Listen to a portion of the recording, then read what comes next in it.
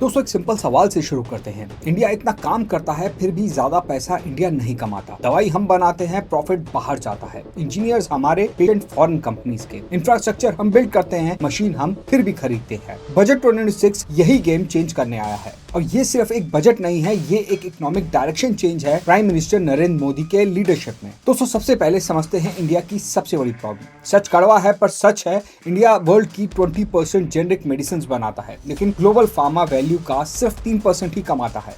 अब ऐसा क्यों होता है? क्योंकि हम चीप चीजें बनाते हैं पर हाईटेक चीजें ओन नहीं करते। पैरासीटामोल की स्ट्रिप 20 रुपए का होता है, लेकिन कंपनी उसमें मुश्किल से 2 या 3 रुपए का प्रॉफिट बनाती। पर कैंसर ड्रग्स, इंसुलिन, बायोलॉजिक्स, यहाँ पर पैसा बनता है। और बजट 2026 का कोर आइडिया यही है, चीप सप्लायर मत बनो बल्कि क्रिटिकल टेक्नोलॉजी को ओन करो। अब बात करते हैं दोस्तों बजट 2026 के असली एजेंडा की। News channel tax, inflation, petrol पर लड़ रहे हैं, पर गवर्नमेंट क्वाइटली एक काम कर रही है, और वो है ग्लोबल इकोनॉमी के चोक पॉइंट्स को आइडेंटिफाई करना। चोक पॉइंट्स का मतलब ये होता है कि अगर सप्लाई रुकी तो पूरी दुनिया रुक सकती है। और बजट 2026 के 7 ऐसे सेक्टर हैं जिन पर गवर्नमेंट ने इस बार फोकस किया है और जहां इंडिया का कंट्रोल भी चलता है। चलिए एक एक करके सबको समझते हैं। पहला हो जाता है बायो फार्मा, यानी कि सस्ती गोली से महंगी दवा तक। जेनेरिक मेडिसिन का फॉर्मूला सिंपल होता है, इसलिए कोई भी उसे कॉपी कर लेता है। पर बायोलॉजिक्स अलग गेम है। ये मेडिसिन जिंदा सेल से बनती है, कैंसर, आर्थराइटिस, डायबिटीज का ट्रीटमेंट करती है। एग्जाम्पल की बात करें तो इंसुलिन बनने का कॉस्ट होता है $10, लेकिन मार्केट प्राइस होता है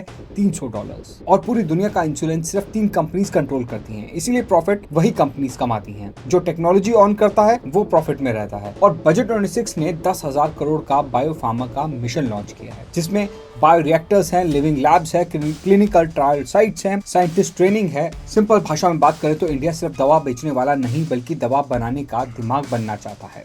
अब बात कर लेते हैं दूसरे सेक्टर की, जिसमें हम बात करेंगे सेमीकंडक्टर्स की, यानी कि चिप बनाना और चिप ओन करना दोनों अलग अलग है। हर चिप 4 स्टेज से गुजरती है। डिजाइन यहाँ जाने की सबसे ज्यादा पैसा, दूसरा होता है फैब्रिकेशन, तीसरा होता है इक्विपमेंट एंड मटेरियल्स, और फोर्थ इज असेंबली, यानी कि सबसे कम पैसा। इंडिया अब तक स्टेज 4 में ही था, लेकिन एक शॉकिंग फैक्ट ये है कि वर्ल्ड के 20% चिप डिजाइनर्स इंडियन ही हैं। फिर भी आईपी फॉरेन कंपनीज का और प्रॉफिट फॉरेन कंपनीज का। बजट 2026 का फोकस है दोस्तों Indian own chip design, full stack Indian semiconductor IP, यानी इंडियन इंजीनियर्स अब सिर्फ काम नहीं करेंगे, उनका काम इंडिया ओन करेगा। अब तीसरा चोक पॉइंट है रेयर अर्थ, जो दिखते नहीं पर सब चलाते हैं। EV Motors, wind turbines, missile phone, सबको रेयर अर्थ मैग्नेट चाहिए। और चाइना माइनिंग में 60% रेयर अर्थ को कंट्रोल करता है, प्रोसेसिंग में 90% कंट्रोल करता है। मतलब कि चाइना चाहे तो ग्लोबल सप्लाई एक रात में ही रोक सकता है। लेकिन ट्विस्ट यहाँ ये है कि इंडिया के पास 5th largest rare earth reserves हैं। प्रॉब्लम ये थी कि हम माइन करके एक्सपोर्ट कर देते थे। बजट 2026 लेकिन ये बोलता है